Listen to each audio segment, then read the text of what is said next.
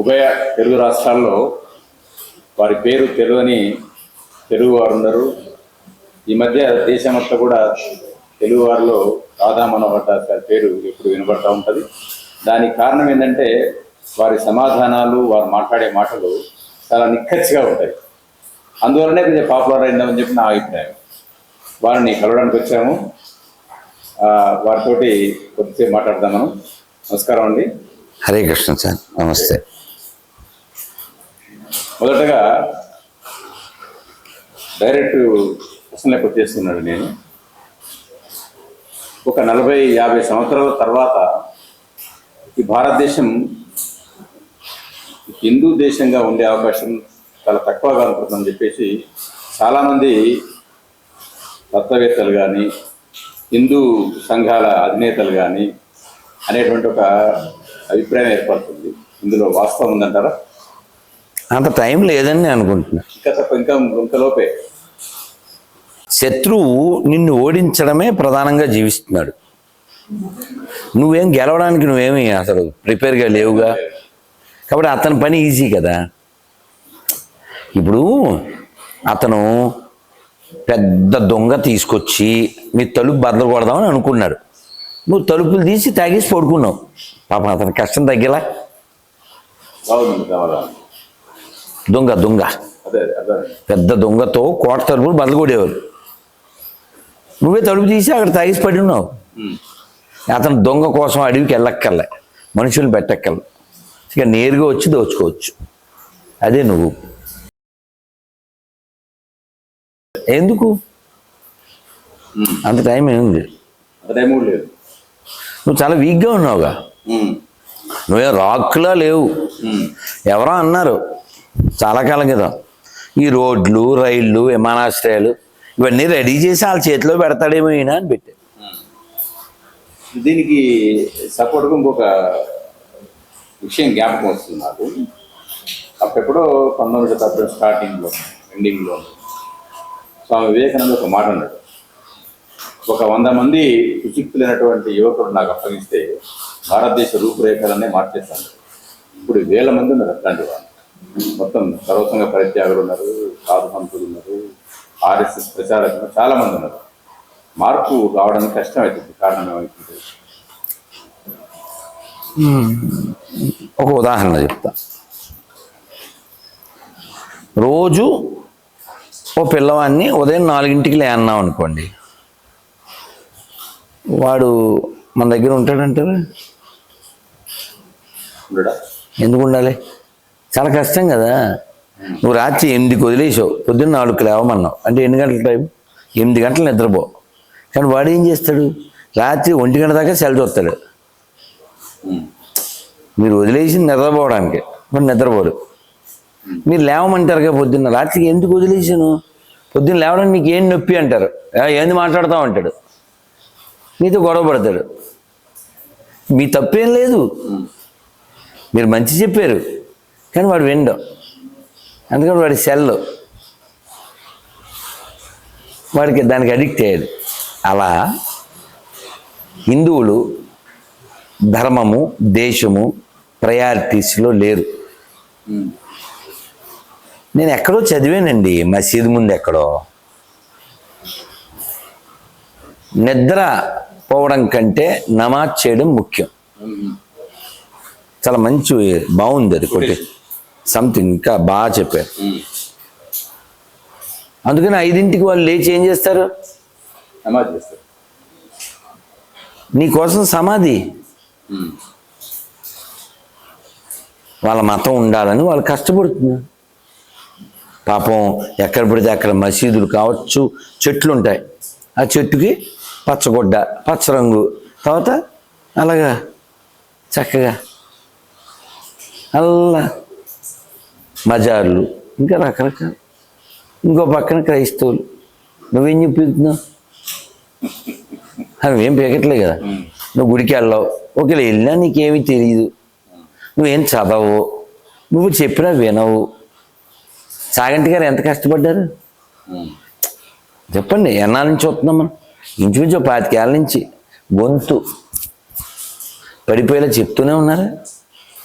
మల్లాది గారు చెప్పి వెళ్ళిపోయారా? ఉషశ్రీ గారు చెప్పి వెళ్ళిపోయారా? శ్రీభాష అప్పలాచార్యులు వారు, అవును. ఇంకా సామవేదం వారు చెప్తున్నారు, వద్దిపత్తి వారు చెప్తున్నారు, సింహాచల శాస్త్రి గారు హరికథలో చెప్తున్నారు, ఇంకా సాధువులు ఎంతోమంది. వీళ్ళు ఇంత కష్టపడితే ఎంతమంది ధర్మ ప్రచారకులు తయారయ్యారు? చాలా తక్కువ మరి. ఆలోచించండి. అవును. చాగంటి గారు అంత కష్టపడి రామాయణం చెప్పారు 42 రోజులు. ఆయన మొన్న ఏదో రామాయణం గురించి ఏదో లెక్చర్లో వింటూ ఉంటే, ఏమిటి నా ముఖం 42 రోజులు ఏం చెప్తాను నేను, దీన్ని 5 సంవత్సరాలు చెప్పాలి. ఆయన డ్రీమ్ అది. 42 రోజులు రామాయణం ఏంటి, ఎలా అవుద్ది? 24 శ్లోకాలు 5 ఏళ్ళు చెప్పాలి. అంత కెపాసిటీ ఉన్న గొప్ప వాళ్ళు. కానీ నీకేమెక్కింది? చాగంటి గారు రామాయణం 42 రోజులు చదివేసిన వాళ్ళు ఇంటికి వెళ్ళాక ఈ 5 ఏళ్లలో ఎప్పుడన్నా రామాయణం చదివారా మొత్తం? చాగంటి గారు ఉపన్యాసాలు ఎఫ్ఎంలో విన్నవాళ్ళు ఉమ్ము ఉత్సాహ పోసిన తినడం మానేశారా? లేదు. ఏదో కంటిసోస. దీనికి ఏంటి మరి, దీనికి అసలు ప్రత్యామ్నాయం ఏంటి? ప్రత్యామ్నాయం మార్పు ఎట్లా అసలు సాధ్యమే. ఎలా అంటారు అది? నీకు కొద్ది సిగ్గు శరం రావాలి, అది ఎక్కడన్నా కొనుక్కుని వాళ్ళకిద్దాం. అదొకటి తక్కువ ఉంది ఇప్పుడు. అది ఎప్పుడు వస్తుంది? ఇప్పుడు కాలేజీ ఒక కవిత చెప్పాడు తెలుసా? ఆయన భలే గడ్డి పెడతాడు సాఫ్ట్గా. తెలుగు అని ఈకిలిస్తావు, ఇంగ్లీష్ వాటిలో ఈకిలిస్తావు, తెలుగులో మాట్లాడలే నీకు పోయే కాలమా అని తిడతాడు కదా. అవునా? ఉదాహరణ చెప్పాను. ఏవి తల్లి నిరుడు కురిసిన హిమ సమూహములు అంటారు ఒక కవితలో. అలాగా ఎక్కడ పోయింది పౌరుష ప్రతాపాలు? కాకతీయ వైభవం హంపి వేంగి ప్రాభవం తెలుగు కీర్తి తేజరిల్లా. ఏది? నీ భాషను చంపేస్తున్నారు. ఆ చంపే వాళ్ళలో నువ్వే ఉన్నావు. నీ పిల్లోడు ఇంగ్లీష్లోనే మాట్లాడాలి, ఇంట్లో కూడా తెలుగు మాట్లాడకూడదు. ఎవరు ఈ ధర్మఘాతకులు? ఎవరు ధర్మఘాతకులు? నేననే పాయింట్ ఏంటండి అంటే, ఇది ఇలాగనే కొనసాగుతా మార్పు జరిగే అవకాశం ఉందా లేదా? మార్పు ఎలా వస్తుంది? వ్యక్తిలో దేశభక్తికై అజేయమౌ సంఘటిత శక్తికై ఆజీవనము సాధన చేసిన కేశవునకు అనుచరులమమ్మ, అందరము నీవారమమ్మ, మేమందరము నీవారమమ్మ, వందనమో భారతమా, అందరము నీవారమమ్మ. మార్పు వ్యక్తిలో రావాలి. ఎలా రావాలి? ఆదివారం నాడు అడ్డమైందే తినకూడదు. ఎవరికి రావాలి మార్పు? హిందువులకి రావాలి. శనివారం నాడు నేను మా ఇంట్లో కానీ దగ్గరలో ఉన్న గుళ్ళో కానీ 4-5తో కూర్చుని నేను రామాయణం చదవాలి. ఎవరిలో రావాలి? హిందువులో. నేను ప్రయాణం చేస్తూ కూడా నేను రామాయణం చదువుతాను, నేను భౌతికత చదువుతాను, నా కారు వెనక నేను భౌతికత బొమ్మ వేస్తాను. ఈ మార్పు ఇందులో రావాలి. చూడండి, కావాలితే క్రిస్టియన్ వాడి కారు మీద ప్రైజ్ ద లార్డ్ ఏదో రాసుకుంటాడు. నీ మొఖం నువ్వేం రాసావు? నువ్వు చెప్తే కూడా రావు. సుమారు ఒక 100 సంవత్సరాల నుంచి భారతదేశంలో ఆర్య సమాజం నుంచి ప్రారంభిస్తే ఆర్ఎస్ఎస్ వాళ్ళు కానీ, రామకృష్ణ మఠం వాళ్ళు కానీ, ఇస్కాన్ వాళ్ళు కానీ ఎంతో కృషి చేస్తారు. వాళ్ళ ఆశ బాగుంది, వాళ్ళ ఆశను మనం తప్పడం లేదు. ఒక 1%, 10% అని మార్పు జరిగింది అనిపిస్తుంది. కొంత జరిగింది, కానీ అది అప్ టు మార్క్ కాదుగా. అదే వాళ్ళ ఆశను నేను తప్పట్టలేను. అబ్బే కాదండి. ఇప్పుడు మిమ్మల్ని గుద్దడానికి 150 స్పీడ్లో ఆడు వస్తున్నాడు, మీ బండి ఏమో 20 స్పీడ్లో వెళ్తుంది. మిమ్మల్ని గుద్దడం ఈజీ కదా అంటున్నా. ఉదాహరణకి మీకు 3 పిల్లలు, ఆయనకి 2, ఆయన ఇంకా పెళ్ళి అవ్వలేదు, ఆయన 3 అమ్మయ్య. ఓకే, నేను ఓ క్యాబ్లో చాలా రోజుల క్రితం, ఓ 10 ఏళ్ళు అవ్వచ్చు, వస్తున్నాను. ముస్లిం డ్రైవర్. ఉమ్ర్ కిतना है? 30. బచ్చా బచ్చి 3. 30 ఏళ్ళు, 3 పిల్లలు. అతను భవిష్యత్తులో ఇంకా పుట్టిస్తాడు. వాళ్ళకు స్ట్రాటజీ ఉంది. ఆ స్ట్రాటజీతో జనాభాను పెంచడం, తద్వారా ఓటు బ్యాంకు తయారవడం, తద్వారా హస్తగతం చేసుకోవడం. నువ్వు అసలు ఓటేయవు కదరా దరిద్రుడా, నువ్వు ఓటేయవు కదా. మీరు ఆపరేషన్ దుర్యోధన సినిమా చూసారా? అందులో ఆయన వాష్రూమ్ కోసం వస్తాడు ఎమ్మెల్యే. ఎమ్మెల్యే గారు వచ్చారు, తొందరగా బట్టలు శుభ్రం చేయి అంటాడు. ఈ లోపల అతను గోడ మీద పోసేస్తాడు ఆ వరండాలో. ఏంటి సార్, కొంచెం కూడా ఎడ్యుకేట్ లేకుండా మీరు ఎక్కడ పోసానంటే, ఎరా నువ్వు ఓటేసావా? ఈ దరిద్రులకు ఓటేసే మానేసి 25 ఏళ్ళు అయిందంటే. ఇప్పుడు నీలాంటి ఎడ్యుకేటెడ్ ఫెలోస్ ఓట్లేరు, అప్పుడు నాలాంటి వాడు ఎమ్మెల్యే అవుతాడు, ఇక్కడ వచ్చబోస్తాడు. నువ్వు ఓటు వేయలేదనుకో, నెక్స్ట్ టైం ఇక్కడ కాదు నోట్లో పోస్తా అంటాడు. మీకు అర్థమైంది? కాబట్టి హిందువులు ఓట్లు వేయకపోతే నువ్వు ఎవడో ఒకడికి వేయాలి, అసలు ఓటే వేయవు, నీకు అసలు లెక్కలేదు. నీ ఓటు ఎవడో ఒకడు వేస్తాడు, తర్వాత నిన్ను వేటేస్తాడు. కాబట్టి హిందువులు ఆలోచించుకోవాలి వాళ్ళ భవిష్యత్తు. నేను అన్ని పాయింట్ ఏమంటే మీకు ఎప్పుడు ఆలోచిస్తారు అనేది నా ప్రశ్న. ఇప్పుడు మీరు ఇప్పుడు ఎవరి స్థాయిలో వాళ్ళు ప్రయత్నం చేయాలి సార్. కేవలం గట్టు మీద కూర్చుని కబుర్లు చెప్పకూడదు. ఇప్పుడు నేను మీకు బొట్టు పెట్టించానా? ముందు బొట్టు పెట్టించాను, నేను ఫీల్ అయ్యాను, నువ్వు కూడా ఫీల్ అవ్వు. ఓ ముస్లిం ఆవిడ అడిగింది ఇక్కడ, గ్రేట్ లేడీ, ఒక ఆవిడ పేరు నాదెల్దు. అరే ఈ చుప్కేగాళ్ళంతా పోయి మొన్న ఇఫ్తార్ విందులు ఇచ్చి టోపీలు పెట్టుకుండ్రు ఈ సీఎంలు మంత్రులు అట్లా, మరి మీరు ఓవైసీతో బొట్టు పెట్టిస్తారా? ఏది అడిగింది ముస్లిం లేడీ. మీకు అర్థమైందా? పోనీ ఓవైసీతో నువ్వు పెట్టించద్దు, ఇందుకు పెట్టించాలి కదా నువ్వు.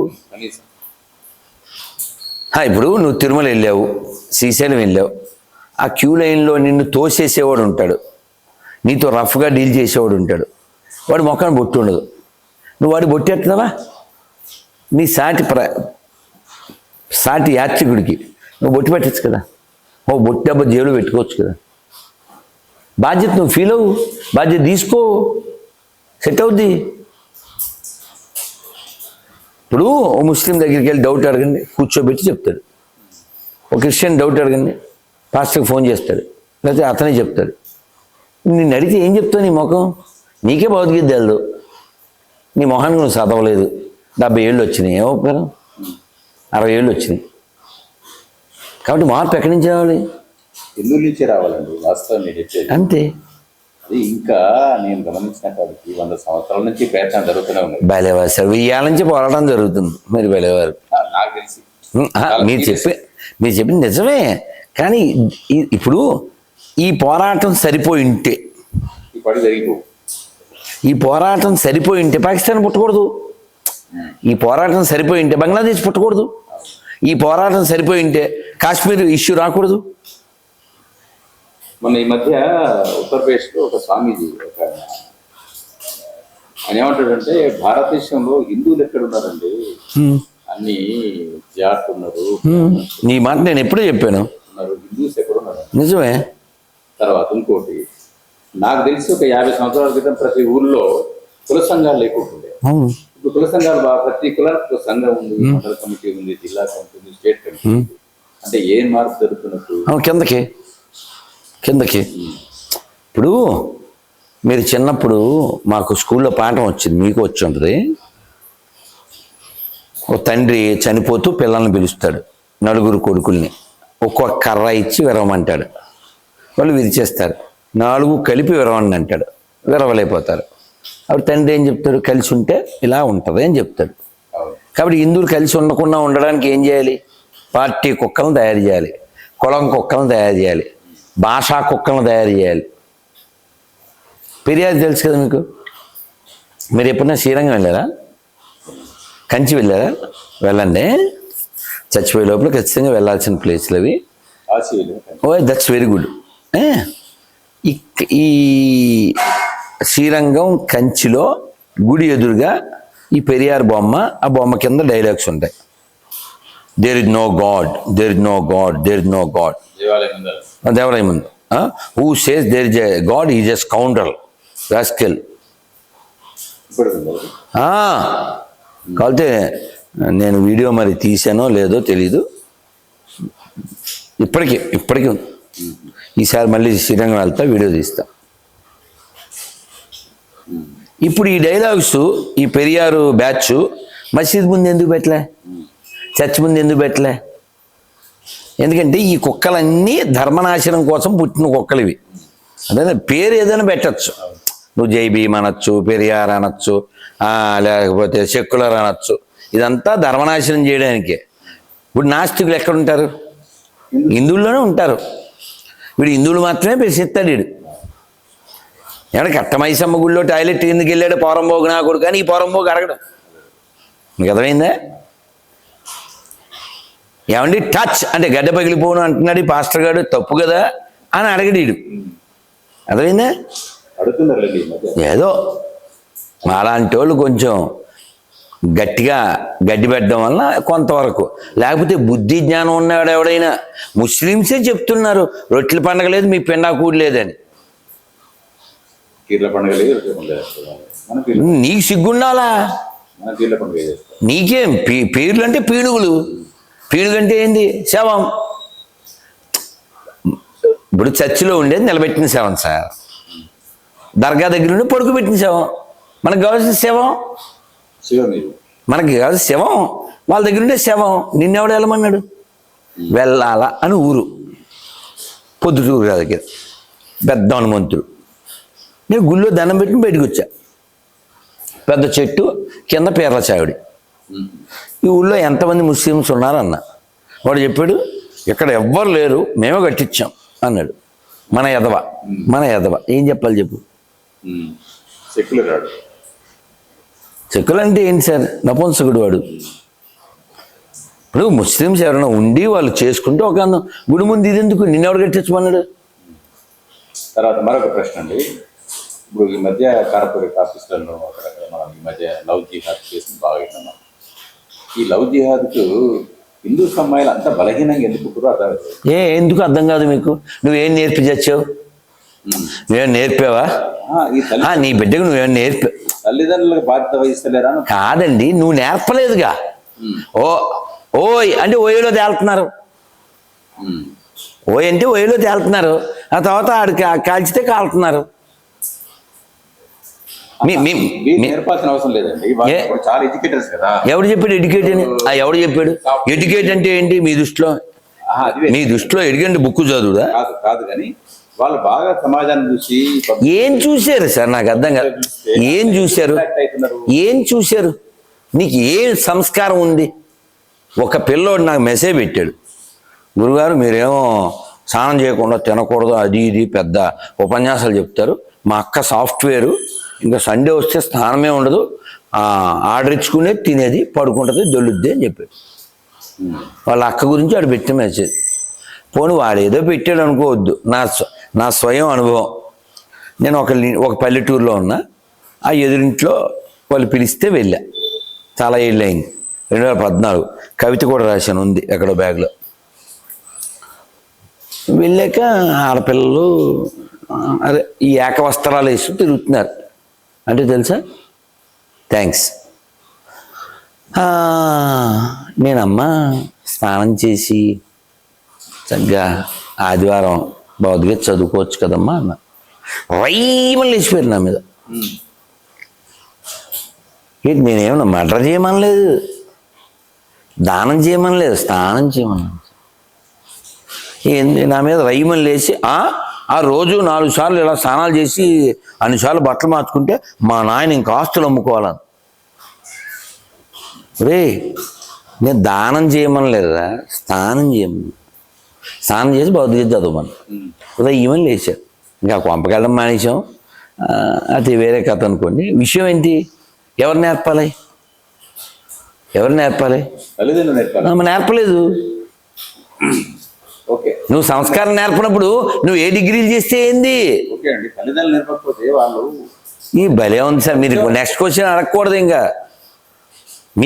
మీ మొక్క వంగది మానే ఉంగుద్దా నేర్పండి, తల్లిదండ్రులు నేర్పుతున్నారు సార్? సంస్కారాలు కొన్ని పూర్వం నుంచి వస్తాయి. ఇప్పుడు మా నాన్నగారు పూలు కోయమన్నారు. మేము బావిలో నీళ్లు తోడుకుని స్నానం చేసి పూలు కోసి నాన్న పక్కన కూర్చొని నాన్న విభూతి పెడితే, ఆ తర్వాత నాన్నతో మంత్రాలు చదువుతుంటే ఆ పూలు అక్షతలు ఆ దేవుడి మీద వేసి మాకు లైఫ్ స్టైల్ ఏర్పడింది. ఈ పిల్లలకి ఎవరు నేర్పిస్తున్నారు? ఏం తొందరలే స్నానం చేయి, కాబట్టి తినేయి, వెళ్ళిపో, బాగా చదివేయి, తర్వాత ఎవరి చోటు లేచిపో, మొత్తం వాసిపో. కలిసి చెక్ చేయండి. ఓయో రూముల్లో దొరికే వాళ్ళంతా హిందువులు అమ్మాయిలు కదా. ఎందుకు దొరకాలి? ఆడు ఎందుకు నరకాలి? తప్ప ఆల్దా వెళ్దా? నువ్వు ఎప్పుడైనా కూర్చోబెట్టావా? ఇంత బలహీనమైందని బాధ అనిపిస్తుందండి. మీ బాధ నీకంటే పెద్ద బాధ కదా నాది. నా పేరు రాదా, నాకు అంతకంటే పెద్ద బాధ. ఇప్పుడు విషయం అలా ఎందుకు తయారయ్యారు? నువ్వు నేర్పబోబట్టి కదా. ఇప్పుడు మా అమ్మ 5 చదివింది సార్, ఎడ్యుకేటెడ్. ఏంది 5 చదివిన ఎడ్యుకేటెడ్ ఉమెన్ మా అమ్మ. ఎందుకంటే మమ్మల్ని ఇంట్లోకి రానిచ్చేది కాదు స్కూల్ నుంచి వచ్చాక. అలా సందులోంచి వెళ్ళాలి, వెళ్ళి బట్టలు తీసి ఆ పెట్లు పడేయాలి, టవల్ కట్టుకుని స్నానం చేయాలి. అర్థమైందా? బావిలో నీళ్ళు తోడుకుని స్నానం చేసాక ఈ లోపల ఆ కుర్చీలో ఉతికిన బట్టలు పెడద్ది. ప్లేట్లో అమ్మ పొయ్యి మీద కట్టెల పొయ్యి మీద వండిన స్నాక్స్ పెడద్ది. తినేసేసి మేము చక్కగా ఆడుకోవడానికి వెళ్ళేవాళ్ళు. మరి నువ్వెలా ఉన్నావు? అది బూట్లు కాలుతో లోపలికి వచ్చేస్తాడు వాడు. ఎవరు ఎడ్యుకేట్? మా అమ్మనా నువ్వా? అదేనా? నీవు నేర్పిన విద్య నీరదాక్ష.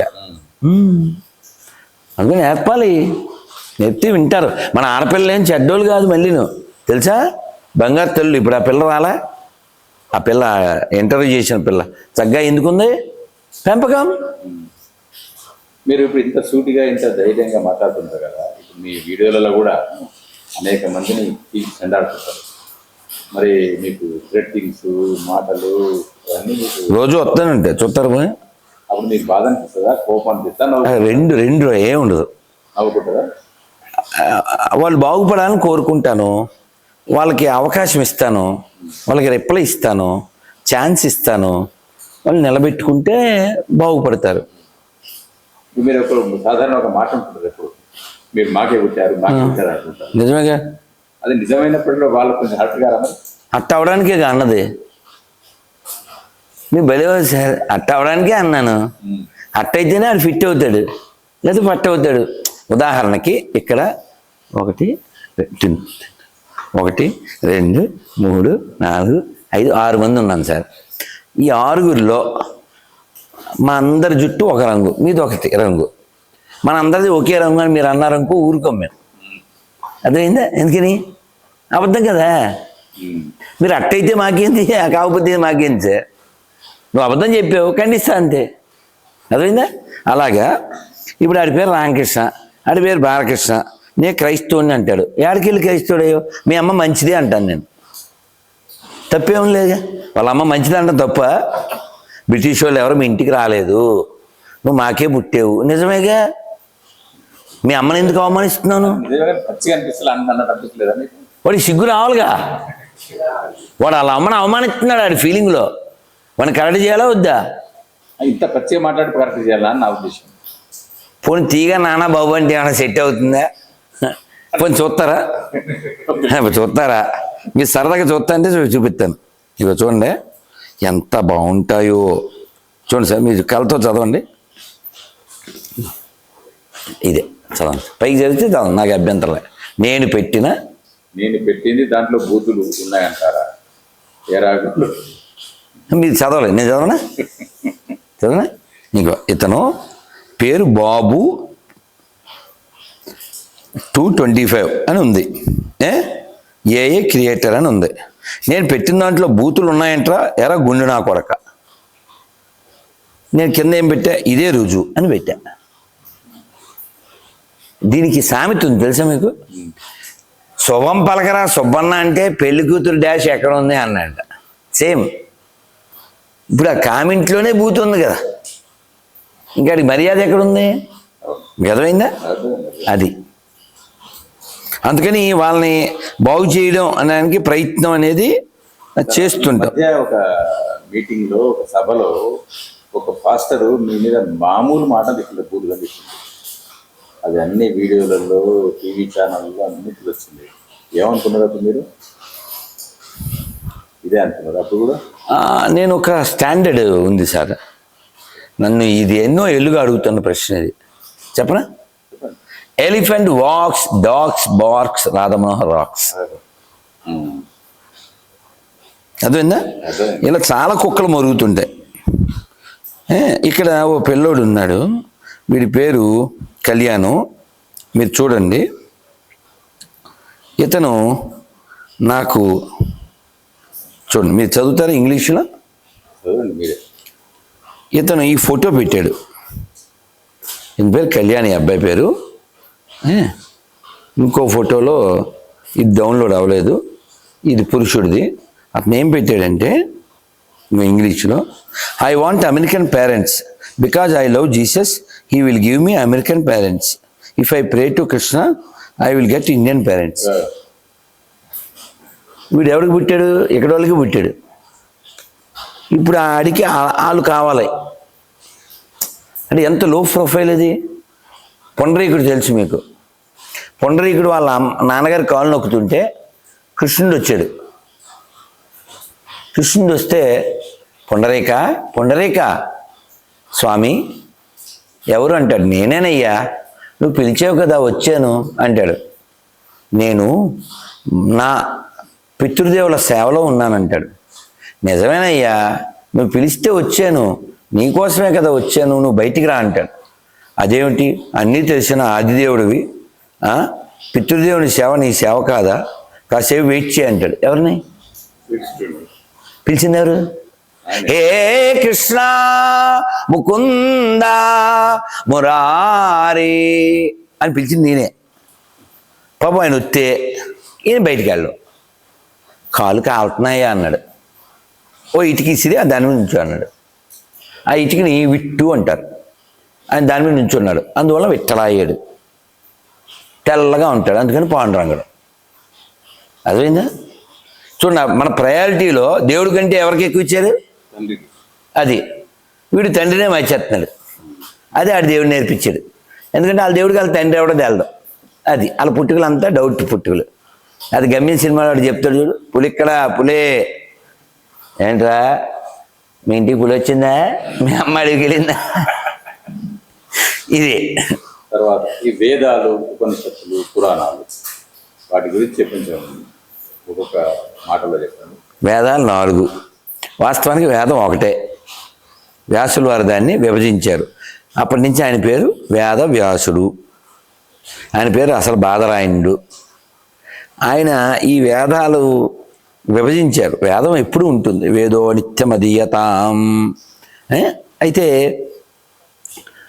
ఈ వేదాన్ని శృతి అంటారు. ఈ శృతిని అనుసరించి వచ్చిన వాటిని పురాణాలు అంటారు. మహాభారతం, రామాయణాన్ని ఇతిహాసము అంటారు. అంటే చరిత్ర జరిగింది అని అర్థం. ఈ పురాణాలను అనుసరించి తర్వాత ఉపనిషత్తులు. ఇలా వేదము, ఇతిహాసము, పురాణము, ఉపనిషత్తులు, దర్శనాలు, స్మృతులు ఇన్నున్నాయి. ఇన్నిటిలో అన్నమయ్య చెప్తాడే, అలా మనం కొంచెం పట్టుకుంటే చాలు. ఏంటంటే అంత అన్నమయ్య 32,000 సంకీర్తనలు రాసి ఆఖరిలో ఓ పిటిషన్ పెడతాడు వెంకటేశ్వర స్వామికి. ఒక్క సంకీర్తనే చాలు వద్దికై మము రక్షింపగా, తక్కినవి బండారాన దాచి ఉండని, వెక్క సమగుని నామము వెల సులభము ఫలమధికము, దిక్కై మమ్మేలితివి వినిక తీరని నా ధనమయ్యా, దాచుకో దాచుకో నీ పాదాలకు తగనే చేసిన పూజలివి హరి. అన్నీ చదవలేం, అంత టైం లేదు. కాబట్టి కొంతైనా చదివి, కొంతైనా గ్రహించి, కొంతైనా పాటించి ఇది మళ్ళీ రాకుండా చూసుకోవాలి. తర్వాత ఇంకొక ముఖ్యమైనటువంటి విషయం అండి ఏంటంటే, భారతదేశంలో ఉన్న హిందువులు కూడా కన్ఫ్యూజ్లో ఉన్నట్టుంది. ఎందుకంటే భారతదేశానికి ఒక అద్భుతమైన నాయకుడు వచ్చింది.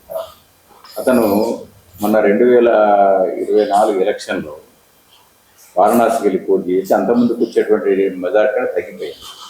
కారణం ఏంటి అంటే, కాశీలో ఉన్నటువంటి దేవాలయం చుట్టూతున్న దేవాలయ చిన్న చిన్న గుళ్ళని చేసి ఆ మార్గం ఈజీగా చేసిందని చెప్పేసి నేను కాశీ వెళ్ళినప్పుడు అక్కడ వాళ్ళని అడిగినాడు.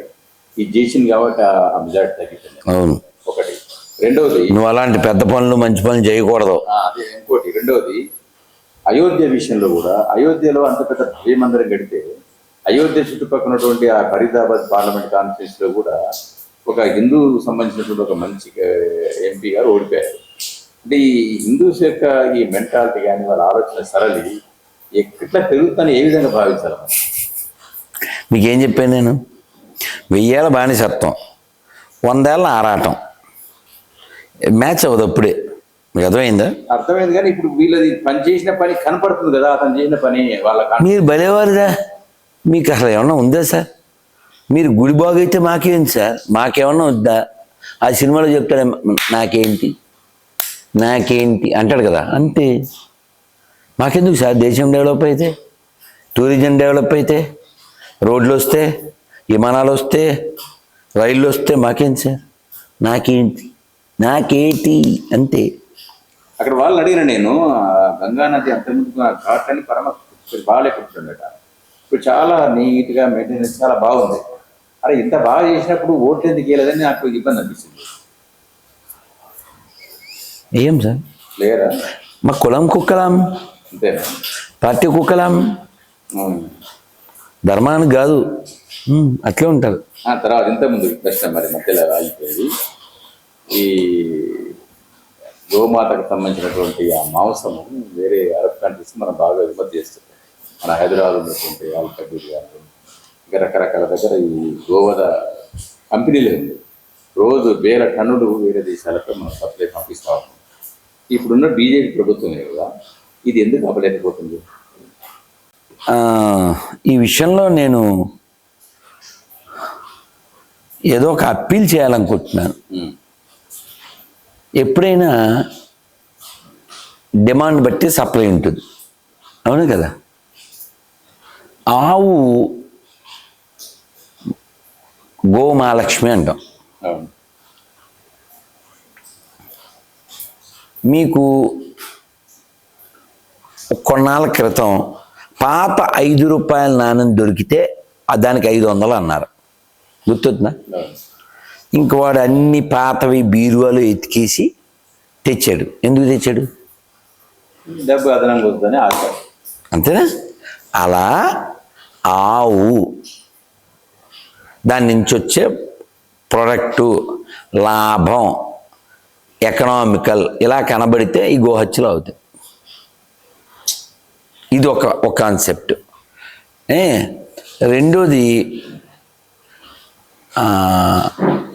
గోవు వ్యవసాయానికి చాలా ముఖ్యమనే విషయం. దీని మీద దృష్టి పెట్టాలి. ఎప్పుడైతే అది ప్రయారిటీ వచ్చిందో అప్పుడు దాన్ని ముట్టడానికి సాహసించరు. ఇప్పుడు మీరు నెమల్ని చంపితే తర్వాత ఏమొద్దు తెలుసుగా. అదే స్థితి ఆవు విషయంలో కూడా రావాలి. వస్తే తగ్గుతుందా? మీరు ప్రత్యామ్నాయం కూడా చూపించాలి. అసలు దాని ప్రత్యామ్నాయం ఏంటంటే చంపడే తప్ప అంటుంది కదా. ప్రత్యామ్నాయం అంటే చంపే పరిస్థితి లేని స్థితిని కల్పించాలి. అర్థమైందా?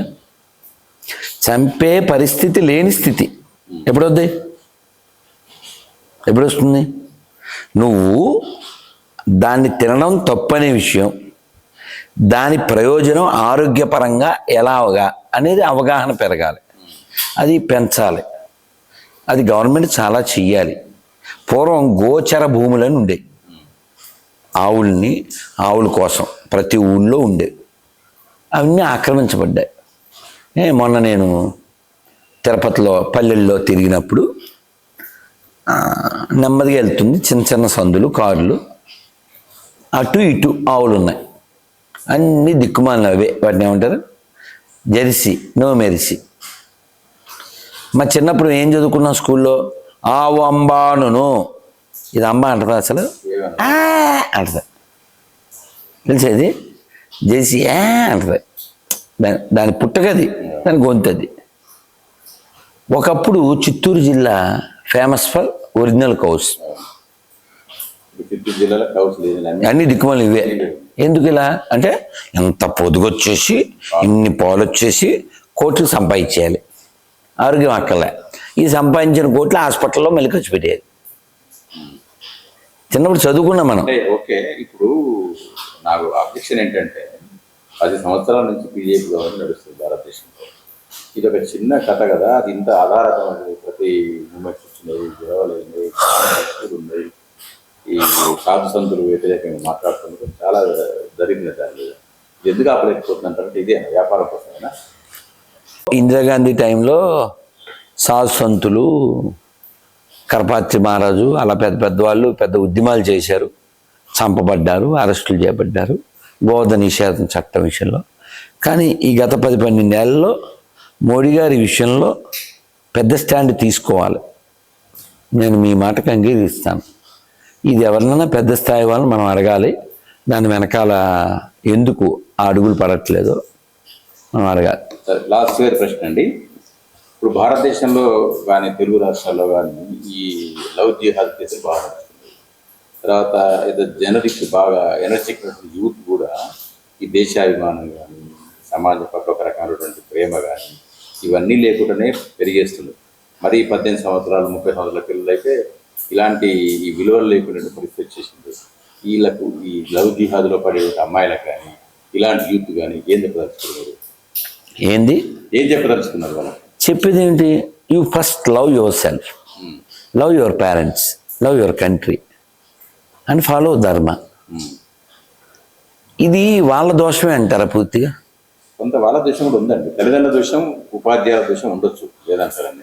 వాళ్ళ దోషం అంటే ఆ రక్తం ఉడుకు కదా, ఉరికే వయసు అది.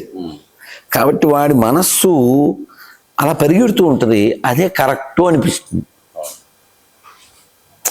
మీకు అర్థమయ్యేలా చెప్తాను. నాకు బాగా ఆకలి ఇస్తుంది రాత్రి, ఆ బ్యాగులు అవి సర్దుతున్నా. ఆ సర్దినప్పుడు ఏదో జగన్నాథ స్వామి ప్రసాదం కనబడింది, ఆకలి ఇస్తుంది, తింటే తప్పేటి. రాత్రి 2 అయింది,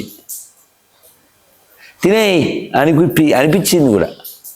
కానీ మంచినీళ్ళు తాకి దాన్ని నోరు మూయించి పడుకున్నా. ఎందుకని?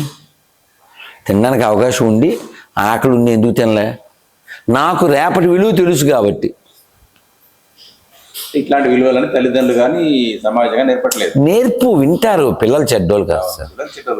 నాకు పిల్లోడు మెసేజ్ పెట్టాడు మదనపల్లి నుంచి, గురుగారు మీ వీడియో చూసి నేను మాంసం మానేశా. యంగ్ బాయ్, వాళ్ళ అమ్మ నాన్న వ్యతిరేకించారు, వీడు నిలబడ్డాడు, వాళ్ళు మానేశారు, వాళ్ళ ఫ్రెండ్స్ మానేశారు, వాళ్ళ చుట్టాలు మానేశారు. మార్పు. నాకు 9వ తరగతి ఫ్యాన్ ఉన్నాడు, 6వ తరగతి ఫ్యాన్స్ ఉన్నారు, నమ్ముతారా మీరు? బంగారు కొండలు. అందుకని పిల్లలు అంతా చెడ్డోళ్ళు కాదు సార్.